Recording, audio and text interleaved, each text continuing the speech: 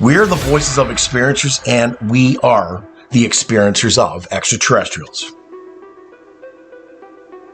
Just what's out there in the abyss, in the darkness of the unknown. It's time for disclosure and it's time for truth, because what lies in the darkness brings powerful transformation. We're the bridge between two different worlds, with one foot in this reality and one in the next. The shift is here, along with profound integration.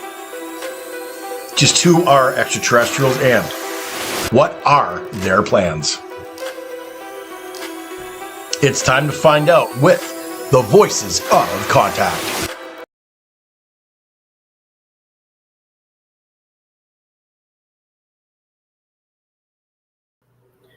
We are the voices of experiencers because we are the experiencers. It's time for disclosure and it's time for truth, because truth brings powerful transformation, and we are the voices of change. We are all about evolution on an expansive level, living life without fear and becoming the bridge between two different realities. Profound evolution is here. Profound integration is here. This is the Voices of Contact. Hi, everyone. I'm Mary. I'm a channeler and psychic medium. I'm also a hypnosis regressionist for ET experiencers, and I work with MUFON doing regression work.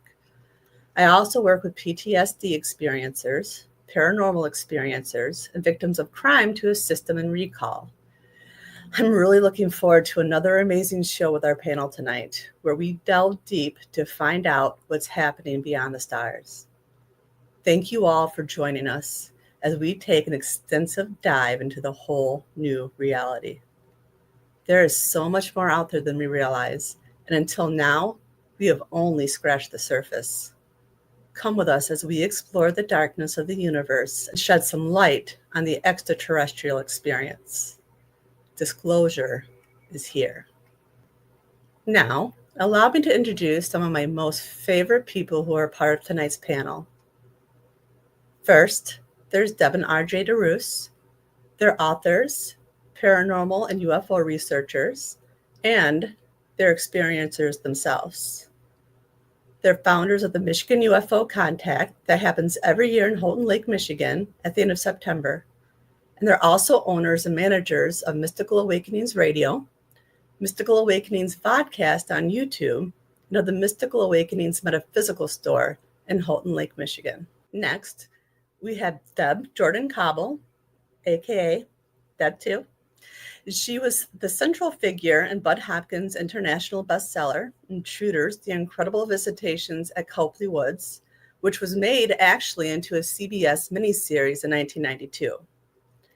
She's co-author of the book Abducted, The Story of the Intruders Continues, and author of Extraordinary Contact, Life Beyond Intruders. She's a former Indiana MUFON investigator and co-founder of her own paranormal group, Paranormal Underground. And she also hosts the Midwest Paratalk podcast with co-founder Greg Cable. And then we have Dana Stricker. She's a born psychic medium, and she has been reading professionally since the age of 15. And while she excels in her psychic and mediumship ability, Dana is also known for her exceptional skills in remote readings. And she's also known and very well established as a medical intuitive. She has also discovered that extraterrestrials now assist her with this special ability. She reads professionally worldwide and has worked nationwide on numerous missing person cases. With the amazing panel that we have tonight, I know that anything is possible and that we are going to get deep down into discovery and find answers to what is really going on out there. This show is all about transmutating the light from the dark and replacing fear with knowledge. Because with knowledge comes true power. And through my regression work, I have come across amazing cases with fascinating clients. And it is my honor to work with them to help them have a better understanding of the contact they've had. Whether they were taken, have had contact in the physical realm, or through a dream state, we're here just to find answers. I'm blessed that my clients have agreed to allow me to use the regressions on the Voices of Contact. And tonight, this is the place to be because the panel breaks down my clients' experiences, providing powerful feedback. And I love it because all the listeners get to connect and learn. I get to learn, and the person that was regressed walks away even more immersed in their experience with a whole new perspective on their contact.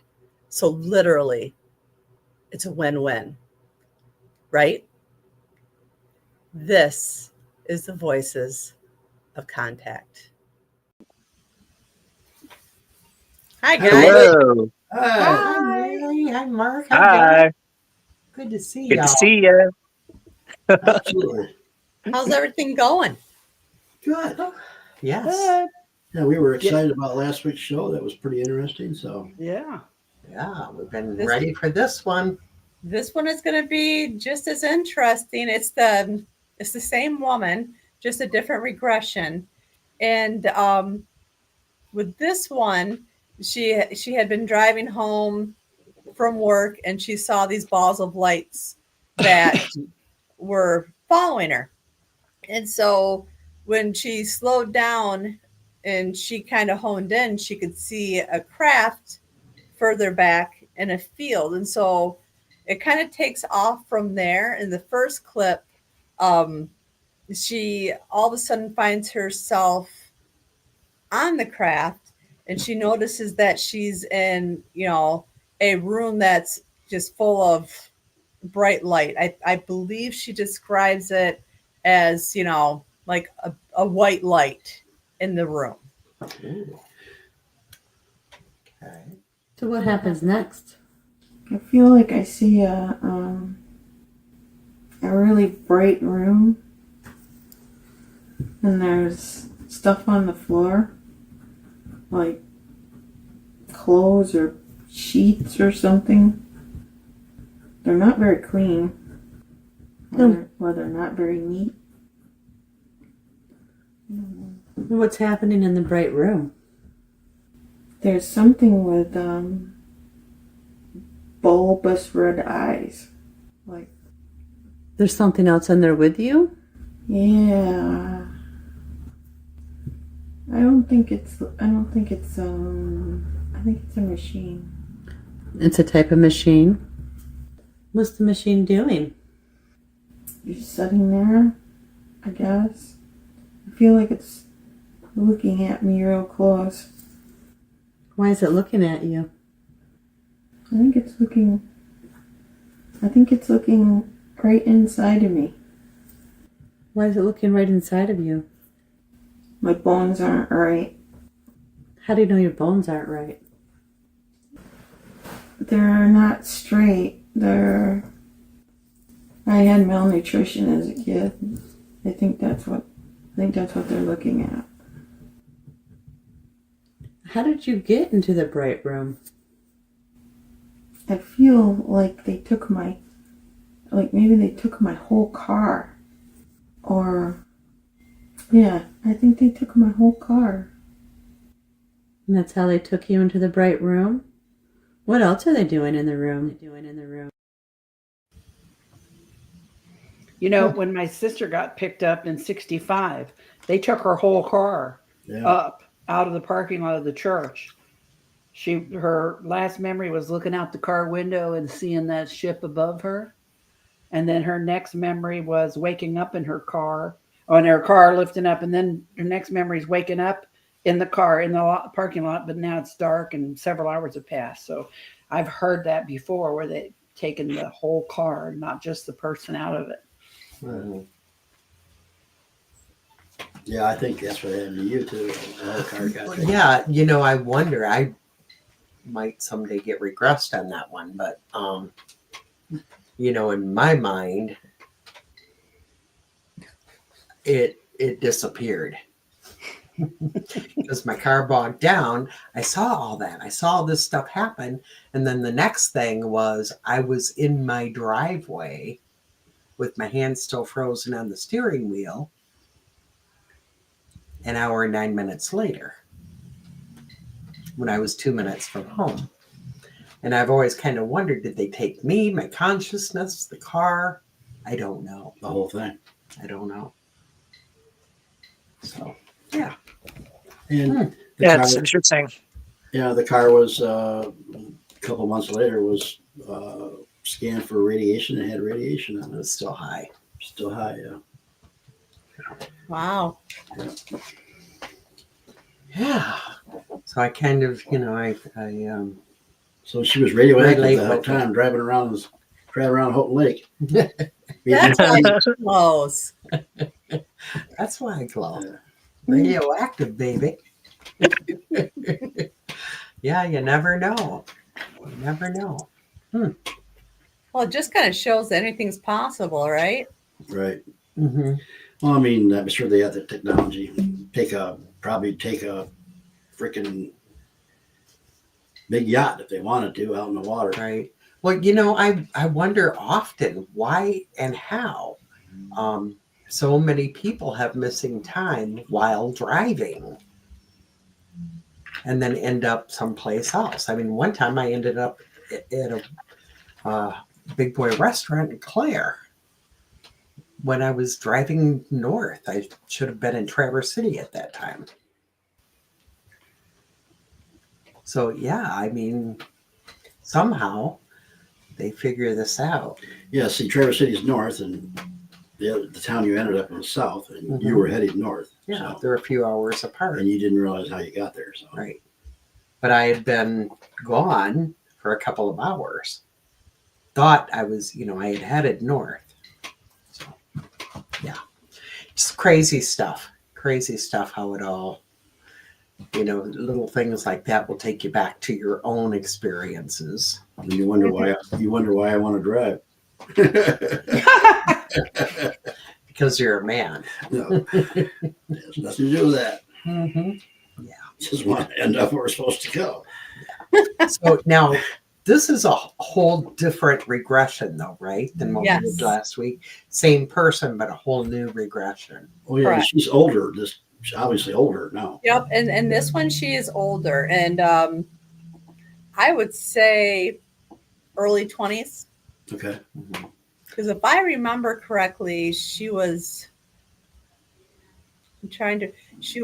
still living with her mom. And maybe still living is the wrong word.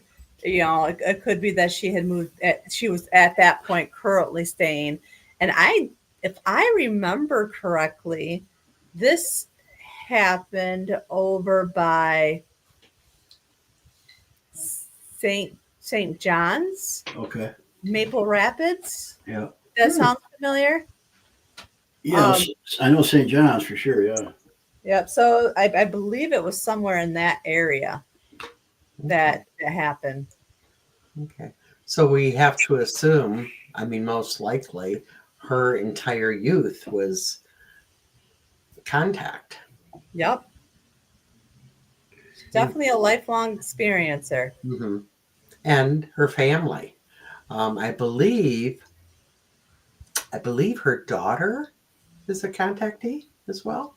She is.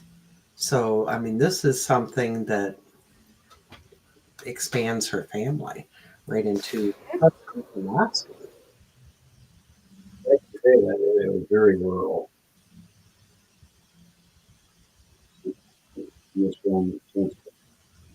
But trust me, I mean, you don't have, I was on a main road. Yeah, it just goes to show that sometimes it doesn't really matter. When I first started getting into regression work and I was doing a lot of research, I remember reading about a regression where the woman had, I believe she was at work and she had gone to go get lunch for everybody and came back like 4 hours later. So everybody was ticked because lunch was cold. And through the regression work, she realized that she was driving down the street and then everything around her froze and they lifted up the car. And when they tapped into the subconscious, they asked, well, how can you do that? And, the answer was, well, we can manipulate time. We can manipulate the time so that everybody thinks they're seeing a certain thing, but what's really happening is on a different dimensional level. And, everything happens on different parallel universes and different timelines and time spans.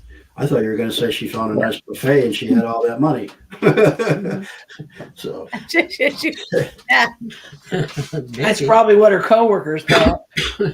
Yep. They was all hangry.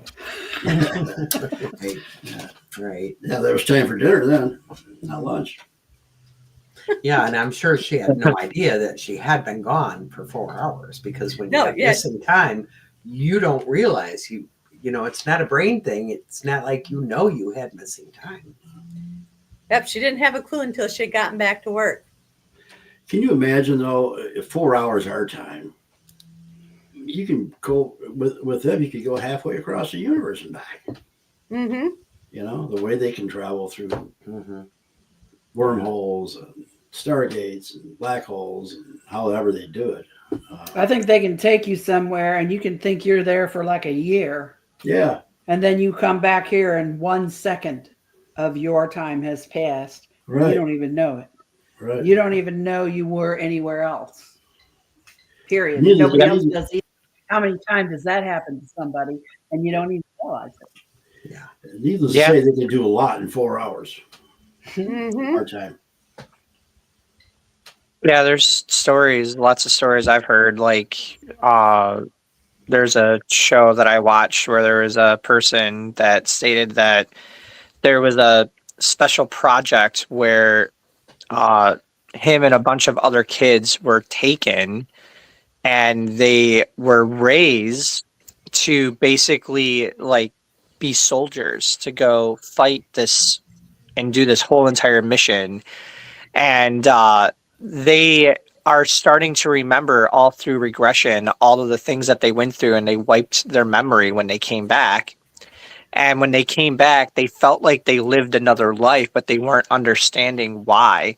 So when they were putting them through regression, they were finding out that they were in another body of them. When they took them, they cloned the body, and then they went on the mission. So just in case if something bad happened, they take their consciousness and bring it back into the body that they created like them, which was like, that blew my mind, and that took me a long time to process, like the variables of what they're capable of depending on whatever comes and takes you. Mm-hmm. Sounds like a freaky sci-fi movie, doesn't it? It does. Yeah. Seems like you got to have a lot of clearance to do stuff like that from the higher levels. Mm-hmm. But again, it's just, we all don't, like, when you are going through that experience and it does feel very real, and then when you try to express stories like this, a lot of people take it as such. But when you really think about it, all of that stuff can be so easily true as well. But there's just not enough facts to be able to hold it as, by the book truth. Mm-hmm. Facts in our reality yet. Mm-hmm. They're getting there. Yeah. Technology these days. So, did she say what the beings are that she's with this time? Are they the same as when she was little? I think it's because before that part, she said it was the same one from when she was younger. Okay. So typically through all the regressions I've done with her, they always tend to be that same specific one who she doesn't like very much. She don't trust him at all. Okay. And now I remember she even said that when she was little working with them. Mm-hmm. That was an older regression that you did. Okay. Yeah. Okay. So cool. So interesting. So for this next one, she's in this room, and then she realizes that there's also somebody else in the room with her. I think I hear a man groaning, but I can't see him. He's in the same room with you? Yeah, I feel like he's like the sound is coming from my left. All right. Well, take a look to your left, and you're going to be able to focus in and see him. You're looking to your left, and you're focusing in, and you're seeing him. What do you see? They've got something that looks like a CAT scan machine. A hoop shape that goes up over his feet. I don't know if he's making those sounds because he's scared or because he's hurt. What are they doing now with him after the machine? He stopped making noise, and I think he has like a blanket or something on him, and he's not moving. What parts of his body does the blanket cover? Everything but his feet up to his chest. Okay, I got a lot of questions here. Was there a cat? Something like a cat? Did it say that? When they were trying to explain what that person was? Sounded like a cat foot. And what was over the foot? Or No, he had some kind. He had some kind of cap cap. over his foot, and what she couldn't tell was if it was something that had come over his whole body originally. Okay. You know, like he was in some kind of tube or vessel on this table, but it was wrapped around his feet. To me personally, it sounded like they were doing some kind of healing work on him. Only because that's what they were doing with her. Okay. Or it could have been some kind of restraint. You know, I've heard many times over 40 years, like it seems like with men have a harder time, and I think men are bigger and more aggressive than women a lot of times, and these guys are smaller, or you know, men may pose more of a physical threat to them, so they may use restraints on men that they don't on women. I mean, because I've heard that before, that they're rougher with men. They tend to use restraints more often. They tend to use the mind thing more often. With women, aren't as aggressive. Think of it as if you're dealing with a wild animal, you know, because in a way we kind of are that to them, or at least some of them, I think. You know what I mean? So it could have been some kind of a restraint on him just to hold him in place or hold him still. And the way men are just treated as they grow up, they're treated to have this, you know, protective fight attitude, and maybe aren't as open-minded, so that may cause some problems too. Like you said, they have to restrain them for that. They're physically bigger and stronger than most women, except for me. I'm pretty big. You know, I wouldn't mess with you, kid. Generally speaking. So yeah, I'm not a tiny, frail little thing either. But yeah, you're right. I mean, that makes sense. A lot of men might be freaking out a little more than women do. Well, you know, and now I'm wondering, because she wasn't being restrained, does it have something to do with the gender or the DNA makeup? You know, we've talked before, and I've experienced myself where they like turn you off. Mm-hmm. You just can't move. Mm-hmm. I mean, I remember maybe it works better on some people than others. That's what I'm saying. Like a genetic thing. Maybe they're able to turn her off, and some people they can't. Or just like you mentioned, maybe it's the DNA strand and like what's open, what isn't, on what they're capable of doing for you. Right. So, yeah, and if they were doing healing on her, now she said some of her bones weren't straight. Do you know, was there something going on with her that just was fixed? Well, she had said that when she was younger, she had bone deficiencies. Malnutrition, right? Yep. So I'm thinking it probably had something to do with that. And maybe they were just realigning or even maybe checking on her bones in general. Okay. Medically now, I don't know if she has any issues. I don't remember her ever mentioning anything like that. Okay.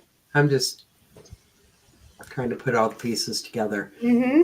Yeah. It's like a hospital type setting, because I know they do that. Yeah.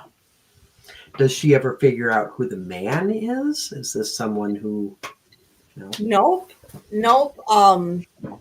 It's just somebody that was in the same room that she was.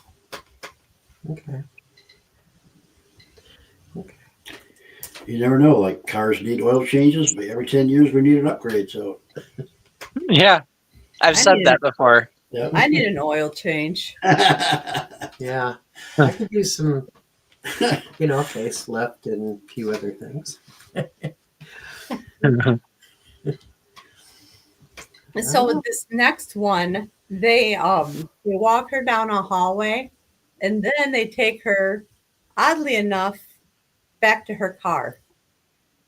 Huh. Oh. This is an interesting one. I like this one. Okay. So his head and his feet are exposed? Mm-hmm. Can you see his face? He looks like he's asleep. Now what's happening? It's cold. It feels like like you opened the door in the winter. Is there a door open? I don't know. Now they're walking down a hall. It's kind of like a curved tube. And everything is gray, but it's lit up. Where are you going? I think they put me back in my car. They put you back in your car? What happens next? They put me to sleep, and then I was on the road again. Wonder how they can wake you back up in a moving car. That's a good question. Ask them. I don't really understand it, but I think it has to do with, it's like you just slide out of one dimension into the one you're supposed to be in, and you don't notice it, and you don't know. That's cool. Yeah. It's an explanation that makes sense. Yeah. Yeah. Yeah, it's perfectly sense. It does. It's a pretty cool perspective. I like that. Those remote viewers that remote viewed my experience with the black box, several of them mentioned that the box was a machine of some kind or a mechanism with which to slide back and forth in time and space. Wow. So That's cool. yeah, that's what, and when she said that popped in my head. I'm like, oh, that's what they told me that black box was supposed to do. So, or not, they didn't. The remote viewers who viewed the viewed the experience said that, which I thought was interesting. So I wonder now if a car could be made into like a device because of the electronics or something. Maybe that's why so many people are taken in a car. Maybe there's something about it that helps it slide in and out. It's like a Faraday cage in reverse. It could be. Well, I'm sure they can manipulate molecules. Yeah, but they can drag you through a wall. Right, they can take you through a wall Yep. and come through walls, and I'm sure they have a device a way of just making it like liquid. Like when they parted the Red Sea. Exactly. The same device. Yeah. Yeah, I mean, the technology is so far advanced that we just don't have a clue. Mm-hmm. It's like the movie The Fly, how he was trying to learn to, obviously not in a mutated way, but Right. Yeah, it's really cool that the technology that they have and like what they're capable of, it's so endless. Well, And we're getting yeah, to that point where we're going to be learning all of that too. Mhm. look at Star Trek. You know, they beam me down. Yeah. Takes your molecules. Yeah, Puts them somewhere else. Right. exactly. I mean, we can't even imagine it. But for some of us who are a little older, when I was little, I could, or younger, anyways, I could have never imagined a cell phone or even a mic. I remember when microwave ovens came out, it was like, oh my god, this is like There's no way space. that's hot. Right. Yeah. I mean, you can't imagine something that's never existed for you. So for us to try to figure out how are they doing this. That's a good point. Mm-hmm. I mean, now they have smart cars where, when you're They drive driving, you. there's vehicles slamming on their brakes 5 cars ahead of you. Your whole, seat vibrates to let you know. So who would have thought about that even 10 years ago? Right. Yeah. Yeah. When my That car hit shows, its though. brakes, it scares the crap out of me. What the heck? Mm-hmm. Yeah. It goes to show how crazy this ascension has taken us. Mm-hmm. Yeah, it's good. Yeah. Yeah. We've gotten just tons in my lifetime. I know I'm old, but tons of technology that we could have never. And they're actually hiding a lot of technology that's even more advanced than that from us. We're like 100 years behind what they really know. I mean, if you look at humanity, when it first popped up on the planet, however many tens of hundreds of thousands of years ago or whatever it was, I don't even know. Right. And now we've advanced more in the last 100 years than we did in the 100,000 years before that. And why is that? Suspicious. That's not suspicious at all. No. Right. Right. Yeah, there's something to that. Because humans just aren't that smart. Somebody told me one time, if you can think it, it exists somewhere. And then Yes. my mom always used to say, if you can't miss what you didn't have, because like I asked her one time, did you ever miss, having TV or doing this or that? And she's like, we never had it. You can't miss something that you never had. So this is like that in reverse for almost, you know what I mean? And if you can think it, it exists somewhere. Right. Maybe not here, but Mm-hmm. I just had that conversation with my boyfriend the other day. It was like we were both talking because I told him, I was like, everything's universal knowledge. So let's say, for example, back in the day when people created a unicorn, it's like when someone was drawing a unicorn, they didn't know what they were really necessarily drawing. They were just seeing,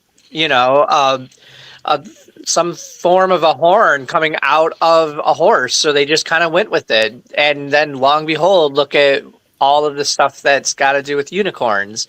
And then when you think of the story behind it, like you mentioned, it had to come from somewhere. The thought had to have come from somewhere, regardless if it was from your soul, your higher self, subconscious, or a being on the other side that's giving you this information. Mm-hmm. A conversation I had with Colin Andrews one time about crop circles.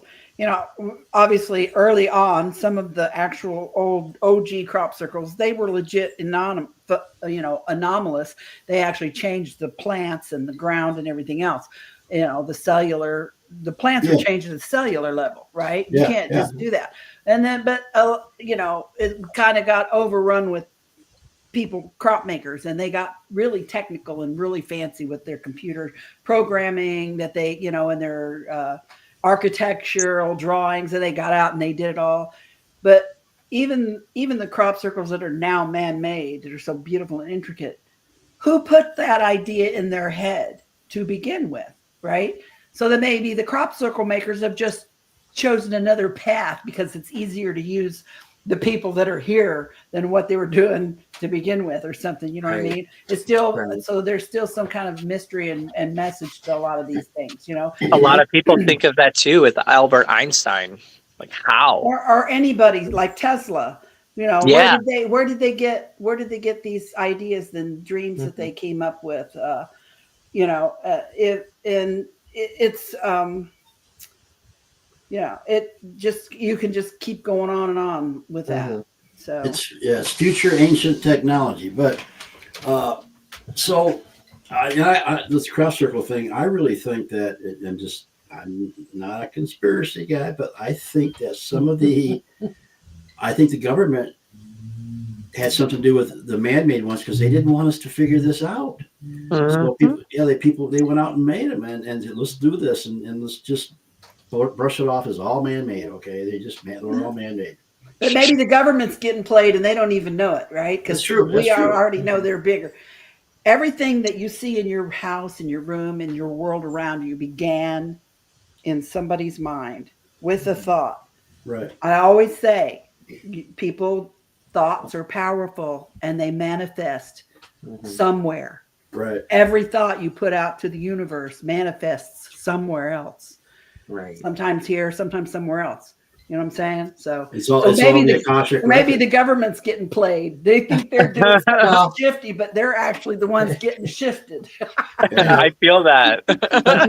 So often we think of ourselves as humans as these dense, low vibrational bodies with a brain that knows things. But really, and we are in part, but really what we are is a soul consciousness that, like Mark says, all consciousness has that universal information. We have universal knowledge. So that's, like as a reader, that's where we get our information, is tapping into that universal knowledge.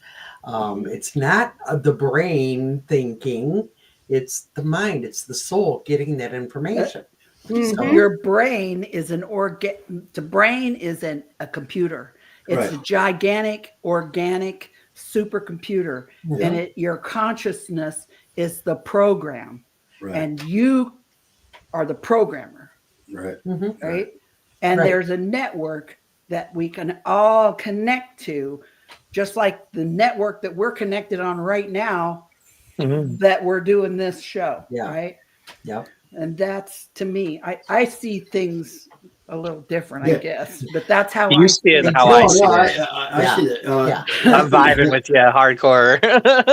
They say some of these ships that are flying around are organic, and that may be true. They may just got that from the mind that, hey, we can make a ship that's organic, and it's another chip in the micro. We can program what to do and where to go and how to go and what to do. So, because it comes from our own DNA. Yep. I just went all the way off the rail on that one, didn't I, Mary? Sorry. Yeah, we're all kind of. I'm happy you did. Yeah. That was some really good, solid information, though. For real. Yeah, and it's so true. So true. The consciousness is interconnected with all about. The entire web. The entire universal web. So I will make these people regret they invited me on this show one way or Hasn't happened yet. No, it's great. Yeah, totally get it. No, I think it's good that we all think outside of the box and see things not as total earthly. As a box. As a box. There's a whole spiritual side to all of this that if you don't put it all together, the scientific and the spiritual and all of it, it's not ever going to make any sense. We're all going to, just try to deny it. Or they could lock us up tomorrow. Who knows? They could. Might. Yeah. Okay, so for this next clip, this is where we tapped into the subconscious to ask questions. So the one question that I had was, okay, so she had this experience. Was there missing time with it? And another part of the question was because, in previous regressions, she had, the situations where she was having contact and they were taking her eggs, right? So I wanted to know, why is it so important for them to take her eggs? Give me one moment. The first question I have is, she was taken. Did she experience missing time? Yeah, she should have gotten home a lot sooner. How much time do you think she missed? About 4 hours. Okay. Why do the beings come and take her eggs? It's easier than starting with skin. What do you mean by that? It's easier to fertilize the eggs and grow them than it is to grow something from scratch from skin. What are they growing? People. What do you call these people? I don't have a name for them. Where do these people go after they're created? They live on the ships. They live on the ships? Some of them live on the ships. Where do the other ones go? If they look enough like humans, some of them stay here. If they don't look enough like humans, then they work on the ship. Sure. That makes a lot of sense. I had a thought pop in my head when the word missing time hit my mind. And it was, the thought was, missing time is an intentional breadcrumb because it's not necessary. It isn't really necessary for you to have that missing time. There's a reason why it happens. And it's like a puzzle you got to figure out.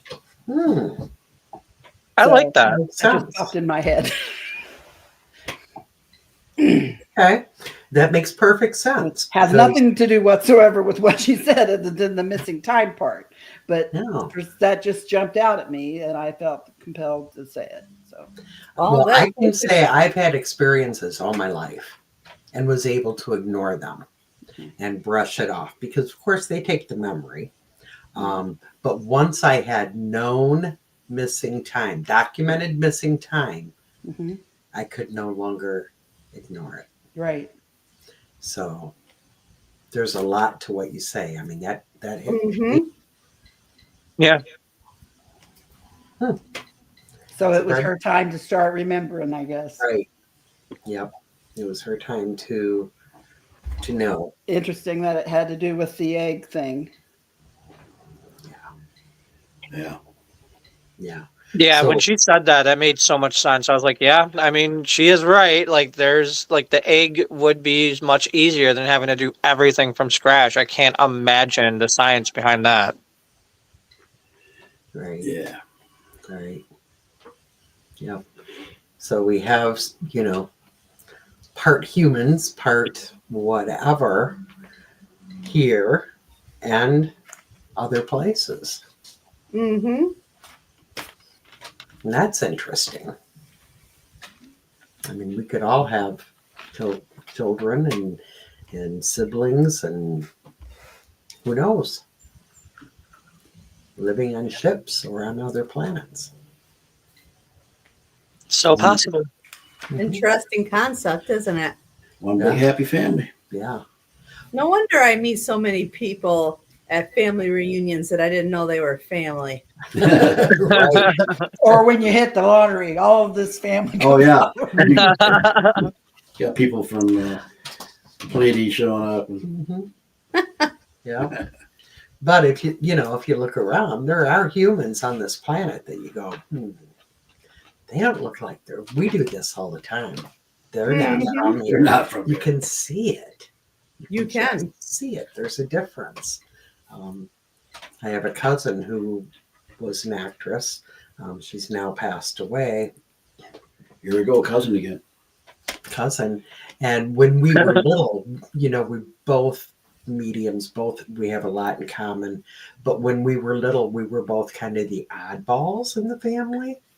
And when we would have family gatherings, we both knowingly would be in different areas because for some reason our families wanted to keep us apart. And we would talk, we'd communicate telepathically. But she was one that I believe you could look at her and know she's not from here. Well, tell everybody who she was. You want to do that? Well, I probably shouldn't. Well, she's passed. Yeah. Well, she played on True Blood. Her name was Marcia DeRoos, and she played Dr. Ludwig. That took care of the vampires and the werewolves. So she was a little person. Always had a lot of problems with her bones when she was small, and they tried to figure out because she wasn't classified as a midget, or she didn't really fall in anywhere. Or anything. So they did a lot of DNA work on her, and the doctors literally cut the parents off, and come to find out they could not explain her DNA. They finally told her parents, after a few years of parents raising a lot of heck, that a lot of her DNA wasn't from here, and they couldn't figure it out. Wow. Wow. Yeah. Bless you. Bless you. Yeah. Anyways. Very interesting fun fact. Yeah. We're just learning so much about each other, aren't we? Yeah. So see, maybe none of us are totally from here, right? No. Well, when I was growing up, I only had male cousins, and none of them liked me because I was a girl. So when they would start teasing me, I would shove as much cheese in my mouth as I could, and I would chew it all up and start spitting it out of my mouth and chase them all around.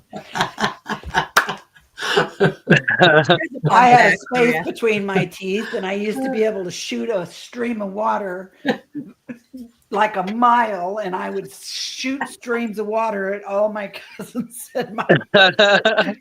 There's a fun fact about me. So, Mary, next time we're together, I'm going to bring some cheese. I've got us here. Can you still do it? I don't know. I probably could. I haven't had to chase anybody around lately, so I'm surprised these extraterrestrials wanted anything to do with this. I'm just why. You got cheese coming out of her orifices. Yeah. Come on, you know the ETs love cheese. Probably. I'm sure they do. Do you ever wonder what they eat? I know. I think they've had more of a liquid diet, probably high in nutrients. Mm-hmm. I was asked this question one time in the course of an investigation done by John Carpenter and Forrest Crawford, me and another experiencer. They gave us questions, and we would put them in our mind when we went to sleep. First, the last thing we would think about, the first thing we'd think about, we'd read that question first thing in the morning. We woke up, write down the first thing that came to our mind. Jean and I both wrote the same thing. They eat by the same way plants do. Right. Photosynthesis through the skin and through the tissue of the mouth, but they didn't have a digestive system. Right. And they also expelled their, Toxins. the waste through the skin as well. And Jean and I both wrote the same thing. So that was the bizarre part. And believe it or not, that's what some of the people that have been on Gaia, on Cosmic Disclosure, who worked for the government, said that's exactly how some of those. And Jean and I wrote that down like in 1992. Right. Yeah, it was. Yeah, this just came out like last year. So yeah. Very interesting. You should listen to the experiencers. We know. Right. Damn it. Right. Oops. Beep. Sorry. Yeah, absorb it right through the skin and evaporate it right back out. Yeah. Well, this is why experiencers are disclosure. Exactly. That's right. There you have it. Mm-hmm. All right. So for this very last clip, I was curious and wanted to know, okay, so you take the DNA, you take the eggs, right? So what exactly is the purpose for extraterrestrials to create human beings? What's the purpose of creating all these people to live on Earth? It's I think it's a non-war way to take over. They just gradually adapt. Why are they taking over? I don't know. I feel like I want to say if they get integrated into the human population enough, they can get access to resources. What kind of resources? Water, minerals. They assimilate. Yeah. That assimilate is the word that jumped out at me when she said that. They assimilate into the society gradually. Yeah. A non-war way. They're way different than humans. Yeah, because we just take whatever we want. The hell with all of the rest of you. But still, doesn't that bother you guys? I mean, the reptilians do it. They've been doing it for how long? You know, like there's lots of beings that's been doing it for so many years. And on top of that, how do we know that those beings weren't, our moms or dads or grandpa or grandpa or even your aunts and uncles or someone in there? Like, we wouldn't know if that's who they were, and they wouldn't know either, because they would probably have to wipe their memory in order to live here among us like that. I mean, I don't see, like, I can also see, like, yeah, the minerals and everything, like, in the clip, maybe only certain special ones that have certain purpose or a certain project that they're doing, maybe. I can see that being a possibility. I love that clip, by the way. There was a lot of info that got thrown in the last one. Yeah. So, Mary, how'd you feel about that when you heard that? Well, I think it depends. Like I've heard from many sources that the main reason that Greys want contact is because they want the minerals and they want, the water. And that's why, a long time ago, they made a deal with the government. We'll give you this technology and trade for this. But I also feel like there's other species out there, like the Lyrans, the Syrians, who all took part from being a part of the galactic community, coming to Earth and seeding the planet with their own kind of star seeds, their own kind of plants, their own kind of energy. Not so much to take us over, but to, help us evolve, help us develop, and it could be like many of them were, creating star seeds as refugees because their planets no longer exist. Oh, that's a good point too. So over time, all these different extraterrestrials really are already on the planet with us because they've seeded the planet and over many, many lifetimes have finally integrated, not to take over, but just to be a part of planet Earth. It's like there are different kinds of Neanderthals that came together and interbred and created all new humans, so I think it's to me, it's a natural progression of life, right? And life trying to better itself and survive, because all life is driven to survive. All life wants to live. Yeah. Well, I mean, you guys have heard me say many times on the show the whole hybrid program, I've just had this something that tells me that it's all about the evolution of not only humans but other beings, where we're all going to come together, to make the more perfect, adaptable being. So it's not like they're eliminating us. We're all going to become one or different types of beings that can live on this planet. You have to have the right atmosphere. You have to have the right minerals. Some beings need pure water. And then some, maybe some of these hybrids are going to live on other planets. Or maybe we can live on, be so far advanced that these beings can live on any of the planets. So I don't see it as like Mary. I don't see they're taking over. Just it's a natural evolution that we're working toward by, interbreeding. That's why they look at us as brothers and sisters. They like even ones that they've done interviews with. That's actually that's public knowledge now. They've all stated that we are their brothers and sisters. They're just waiting for us to see them as such too. Right. Yeah. That makes sense to me because, a belief in Creator, belief in God, you've got to believe that all things were created by things. Well said.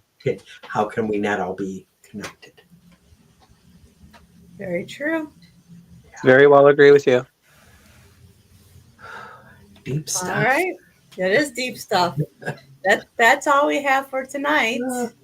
So big thanks to you guys. Mark, thank you for having me. And Dana will be in next week. So we'll have her beautiful resting facial expressions. Fat. You should ask her how the mantises treated her while she was there. There you go. How's the mantis convention go? Yeah. We should all buy some mantis masks for her, so when she pops on, she'll see those first. Oh boy. That would be crazy. She's gonna hate us. One day I'm gonna jump on. You guys are gonna all as the show starts. You guys are gonna all have those little mantis masks above your faces, waiting, starting the actual episode like that. We might do that. Well, thank you, Mary. Yeah, thank you. yeah, thank you. Yeah, thank you. Bye-bye. Bye. Bye. See you next week.